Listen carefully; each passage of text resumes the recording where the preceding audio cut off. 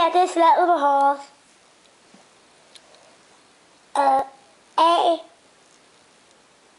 A-T-S-T Walker.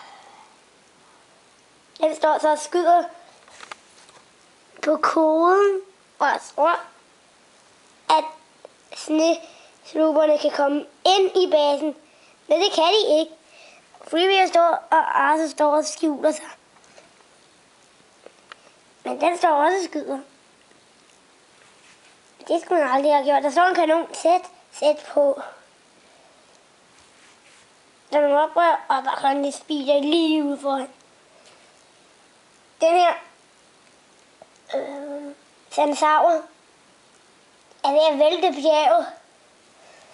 Luke og hele hans bande prøver at komme ind og dræbe dem.